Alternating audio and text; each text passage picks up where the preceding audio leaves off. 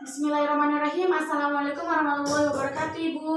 Waalaikumsalam warahmatullahi wabarakatuh, Ibu. Baik Ibu, saya perkenalkan diri dulu Ibu ya. Saya dengan bidan Sevia yang bertugas pada siang hari ini, Bu. Baik Ibu, sebelum melanjutkan untuk kenyamanan Ibu, saya tutup sampirannya dulu Ibu ya. Permisi Ibu. Baik Ibu, sebelumnya saya akan mengisi dulu Ibu ya datanya.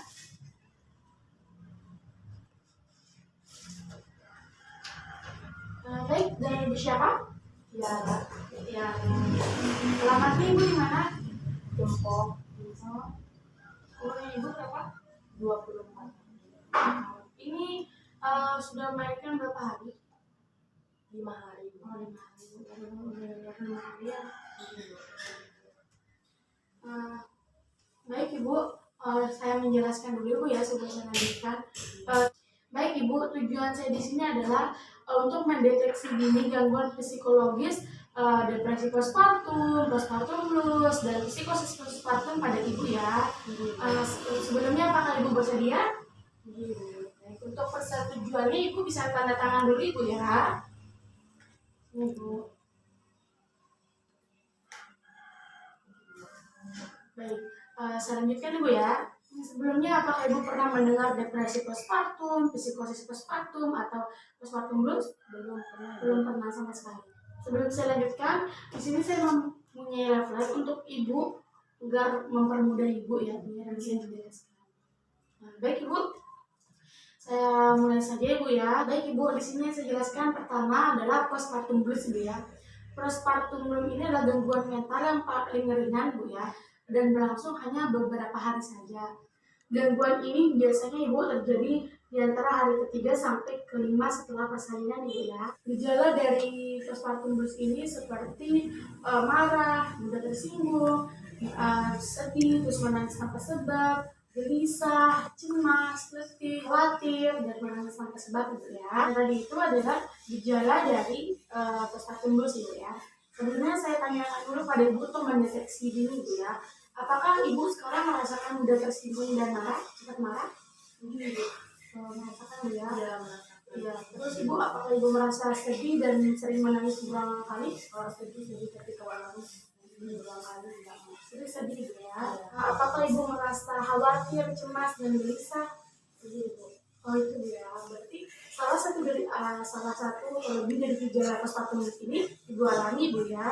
Baik Ibu, untuk merumuskan masalah ini, saya akan memberi Ibu untuk cara mengatasi dari postpartum blues ini Bu ya. Baik Ibu, untuk cara mengatasi dari postpartum blues ini, Ibu bisa menceritakan masa persalinan dan apa yang Ibu rasakan, cemas atau khawatir Ibu kepada suami dan keluarga Ibu. Ibu juga bisa meminta bantuan keluarga Ibu dalam merawat bayi, membagi waktu atau membagi dalam merawat bayi ya dengan mertua, ibu atau keluarga atau suami Ibu ya. Ibu bisa meminta keluarga Ibu, ibu kandung Ibu atau saudara Ibu menemani Ibu dalam beberapa hari setelah persalinan Ibu ya, agar Ibu bisa merasa tenang dan terhindar atau bebas dari postpartum blues ini Bu ya. Ibu. Apakah Ibu bisa memahami? Saya lanjutkan Ibu ya penjelasannya itu. Setelah Ibu memahami dari postpartum blues itu, di sini saya akan mendeteksi dini yang selanjutnya ada depresi postpartum Ibu ya. Ibu, depresi postpartum ini adalah gangguan mental yang lebih berat daripada postpartum blues Ibu ya. Gangguan ini biasanya terjadi setelah 3 bulan pertama setelah persalinan Ibu ya. Adapun gejala dari depresi postpartum ini Bu ya, seperti Ibu itu sulit tidur walaupun Ibu sudah sangat lelah atau mengantuk sekali Bu, tapi Ibu tetap sulit tidur. Terus tidak adanya nafsu makan, Ibu juga mudah putus asa, Ibu juga mengalami serangan panik, gejalanya juga seperti tidak bisa membuat keputusan, Ibu juga merasa gagal menjadi seorang ibu, Ibu juga merasa kesepian, terus juga kehilangan gairah seksual, tidak ada keinginan untuk melakukan hubungan seksual, seperti turunnya libido Ibu ya. Ibu juga tidak mampu beraktivitas pada siang hari, sehingga Ibu sering berpikir bayinya Ibu ini lebih baik tanpa Ibu. Itu gejalanya Ibu ya. Terus juga rasakan rasa bersalah yang berlebihan, terus juga tidak senang dalam kelahiran bayinya. Jadi itu menyebabkan tidak terjadinya bonding attachment nih Bu ya antara sang ibu dan anak. Apa Ibu pernah mendengar bonding attachment? Bonding attachment itu seperti kasih sayang antara ibu dan anak Bu ya. Jadi kalau tidak ada bonding attachment, jadi tidak ada kasih sayang antara ibu dan anak, tidak tertimbul Ibu ya. Nah, itu gejala dari depresi postpartum. Sebelumnya saya deteksi dini dulu Bu ya. Saya deteksi dengan menanyakan apakah gejala-gejala yang tadi pernah Ibu rasakan atau tidak Ibu ya. Baik, untuk mendeteksi saya tanya-tanya dulu Ibu ya. Apakah Ibu mengalami gejala dari depresi postpartum seperti yang tadi sudah saya jelaskan? Apakah Ibu mengalami sulit tidur walaupun Ibu sangat ngantuk atau lelah? Sekarang saya merasa sulit tidur. Apakah Ibu juga merasakan tidak nafsu makan? Iya Ibu. Apa Ibu juga sering merasakan mudah putus asa? Tidak Ibu. Tidak Ibu ya. Apakah Ibu sekarang sering mendapatkan serangan panik? Kadang Ibu. Kadang. Apakah Ibu sekarang merasa kesepian dan kesendirian? Sedikit Ibu. Apakah Ibu merasa kurang tertarik terhadap hubungan seksual? Iya, tidak tertarik sekarang. Apakah Ibu sekarang merasa kewalahan dan tidak mampu berkegiatan pada siang hari? Iya Ibu. Apakah Ibu sering berpikir bahwa bayi Ibu ini lebih baik tanpa Ibu? Tidak Ibu. Apakah sekarang saat ini Ibu memiliki rasa bersalah yang berlebihan terhadap sesuatu? Tidak Ibu. Ibu. Apakah Ibu tidak senang terhadap kelahiran anak Ibu dan Ibu tidak memiliki bonding atau cuman seperti saya jelaskan tadi? Senang Ibu. Senang Ibu dalam keadaan itu Iya. Jadi tetap tercipta bonding atau cuman ya. Baik Ibu, untuk merumuskan masalah, jadi beberapa Ibu memiliki gejala dari depresi postpartum Ibu ya.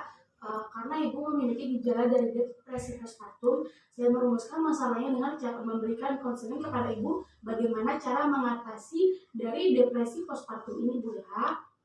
Baik Ibu, untuk cara mengatasi dari depresi postpartum ini, Ibu memerlukan pemenuhan nutrisi Bu ya. Jika perlu Ibu juga mengonsumsi suplemen beromega 3 Ibu ya.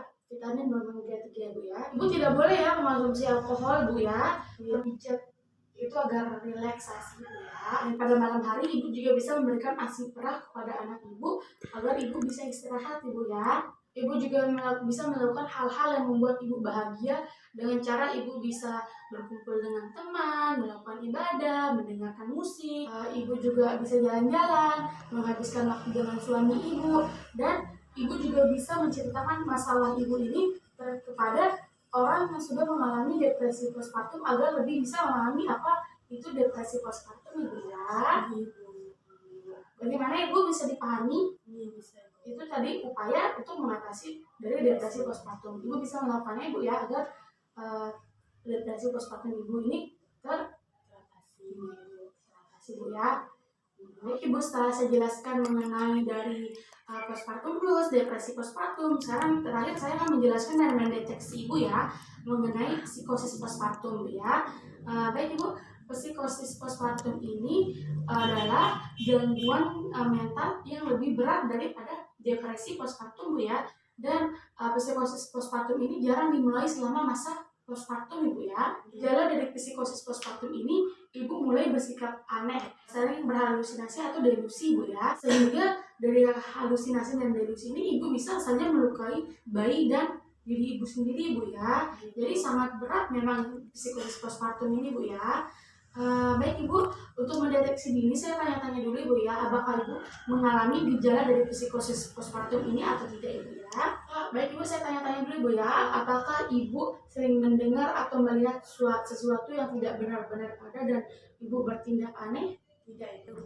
Apakah Ibu sering berhalusinasi dan merasa bingung hingga ingin menyakiti diri Ibu dan bayi Ibu sendiri? Tidak Ibu. Baik Ibu, berarti Ibu tidak mengalami psikosis postpartum ini Bu ya. Apabila Ibu mengalami gejala-gejala yang tadi sudah saya sebutkan, untuk Ibu pahami, untuk Ibu pelajari ini Bu ya, diingat-ingat kembali dulu gejala yang sudah saya jelaskan agar Ibu paham saya ini sedang mengalami apa. Jadi Ibu, apabila Ibu mengalami hal-hal atau gejala-gejala dari psikosis postpartum ini, adapun upayanya Ibu ya, bagaimana cara mengatasinya Ibu. Bu Binar, kalau misalnya saya terkena psikosis postpartum ini, Ibu bisa langsung ke pelayanan kesehatan, ke dokter bidan, ke dokter atau psikologis Bu ya, atau pelayanan kesehatan agar Ibu bisa ditangani lebih lanjut. Karena ini memang sangat berat psikosis postpartum ini Bu ya. Nah, bagaimana Ibu? Apakah bisa dipahami apa yang dimaksud dengan depresi postpartum, psikologis postpartum, dan postpartum blues? Iya Bu, sudah paham. Baik Ibu. Apakah ada yang ingin Ibu tanyakan? Tidak ada Bu. Baik, Ibu sudah paham Ibu ya. Iya, Bu. Baik Ibu, karena Ibu sudah paham dan tidak ada yang ingin Ibu tanyakan dari gangguan psikologis depresi postpartum, postpartum blues, dan psikosis postpartum. Baik Ibu ya. Terima kasih atas waktu Ibu. Saya akhiri Ibu ya. Mohon maaf jika ada salah kata saya. Wabillahi taufiq wal hidayah. Wassalamualaikum warahmatullahi wabarakatuh Ibu. Waalaikumsalam warahmatullahi wabarakatuh. Terima kasih Bu. Sama-sama Ibu. Alhamdulillah.